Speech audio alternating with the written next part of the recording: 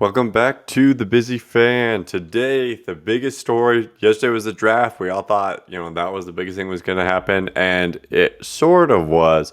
But really, the biggest part of the draft was the Aaron Rodgers news. It came out earlier this offseason that Aaron Rodgers wasn't happy about the Packers. We kind of thought we moved past that. Things seemed like they had calmed down and everything.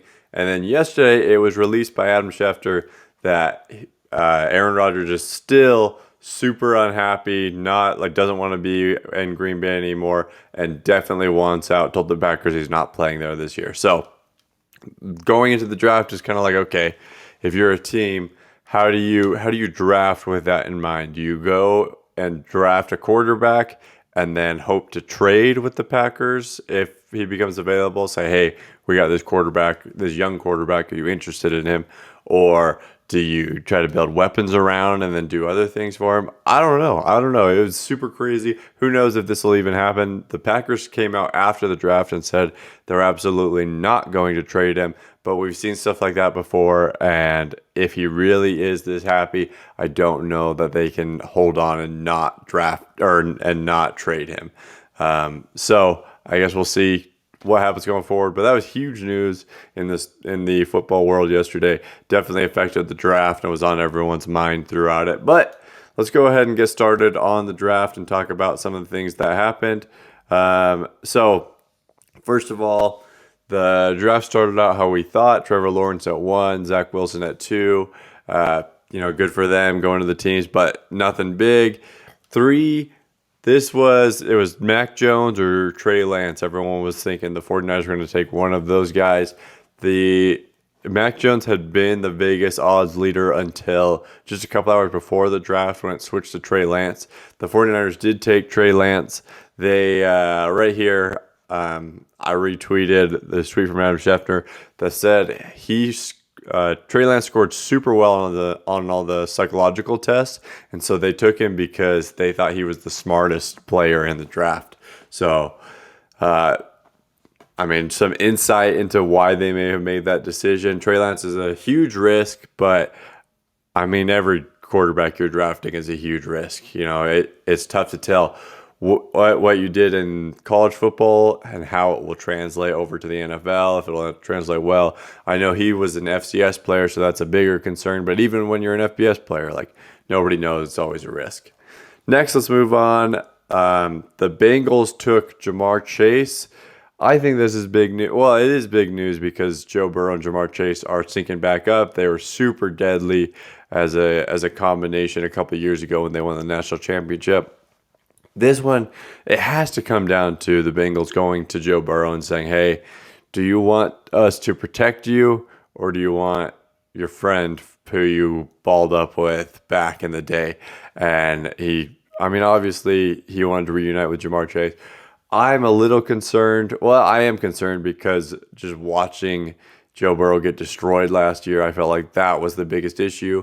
The draft experts are saying there will be many good offensive linemen throughout this draft, but there won't be that great of receivers for a long time in the draft. So that's probably why they did it, was one, to get that connection, but also we'll see what they do in the upcoming rounds. But you got to think that they're just gonna boost up that offensive line and try to protect this guy, because if I was them, I would have taken a Sewell or somebody early an offensive lineman early in the first round, because that's your number one priority, is protecting that guy. But they got an awesome receiver. They got the best receiver in the draft, in my opinion. So we'll see what happens there.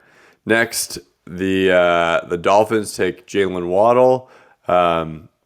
This was big because they got Tua. Tua's played with Waddle before. Again, I bet it was one of those going to him. I wonder, people don't talk about this a lot, but everyone was talking about Chase, Waddle, and Devontae Smith as the best receivers in this draft. And they're like, okay, who's going to go where? I wonder if the Dolphins just went to Tua and said, hey, who do you want? You've played with both of these guys. You know Smith, Smitty, Waddle. Who do you want? And so I would assume if my quarterback had played with both these guys before and they're both high on my list, that's kind of what I would leave it up to, is just you pick, you tell me who you want to throw to. I wonder if that happened. I would think something like that happened. Next, the Lions took Penei Sewell, best offensive lineman in this draft. He's super, super good. Then we're going to skip a little bit, and we're going to go to the Bears. Bear down. The Bears moved up to the 12 spot to take Justin Fields. Now, actually, shout out Garrett Caudill. Garrett commented that he thought the Bears were going to move up to 6 and get Justin Fields.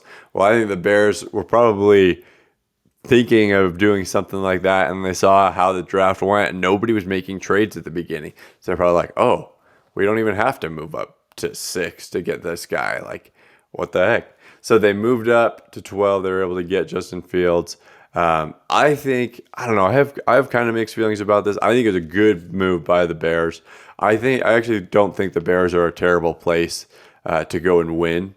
I think that, there are some good young defensive players there. I think they have a chance to build and everything. The only reason I'm hesitant about this pick is just because the GM and head coach, or the GM and head coach are both on thin ice. Most people are saying they probably won't make it through the season. If the season's not good, probably you have half of the season to prove that you can still do this, or you're gone.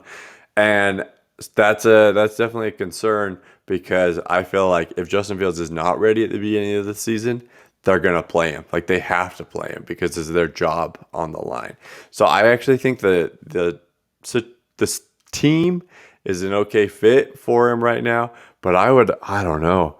If I was the Bears, I would almost consider, like, you got to change coaches right now. Like, do something, because I'm worried that they're going to rush Justin Fields onto the field, because if not, then these guys are going to lose their job. So we'll see. I do think I think it's an all right place for him to go. I think he is ready and determined. He was not happy about falling that far in the draft. I think he'll come out and show people that they were wrong about him, as long as he gets in the right situation and they allow him to start playing at the appropriate time. Next, Mac Jones was taken by the Patriots at 15. He just kept dropping. It was kind of like an Aaron Rodgers moment, except for Aaron Rodgers was like amazing, and so everyone was looking at him like, oh my gosh, why is he falling? Mac Jones, nobody was really talking about until a couple weeks ago. Then all of a sudden we made the story that he's going to go 3, and so it looked like he was dropping, when really going 15 to the Patriots is probably great for him. That was probably a good, rational place for him to go, maybe even high, but it kind of seems like your typical out of shape white Patriot quarterback. Seems like exactly what they've had. The Tom Brady, Peyton Manning model, I guess, is what they're going for. But it's not like they had the choice either. He was the quarterback left of the 5 quarterbacks. So then we'll keep moving on. Najee Harris went to the Steelers, and Travis Etienne went to the Jaguars. So Travis Etienne will sync back up with Trevor Lawrence. That's the draft. Those are the high points in the draft. And there are probably a couple things that are interesting to you that I didn't touch on, so go ahead and look up and see all the things that happened. But exciting first round of the draft. Well, exciting beginning of the draft, and then it got really boring for like the last 2 hours or hour and a half or whatever. But the draft continues. We'll keep watching, keep you up to date.